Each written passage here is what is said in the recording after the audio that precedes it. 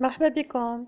اليوم جبت لكم وصفة سهلة حلوة اللي هي الكراكلي أو المشقق أو الكراكلز.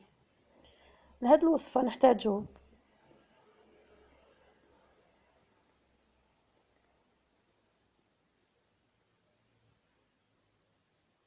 بعدها يعطينا هذا القوام تاع العجينة. نعمل كويرات نديرهم في السكر جلاس، نحطهم في الكيسات يطيبوا، وهذا هو النتيجة الأخيرة. صحتكم، ديروا لي جيم واشتراك. باي باي.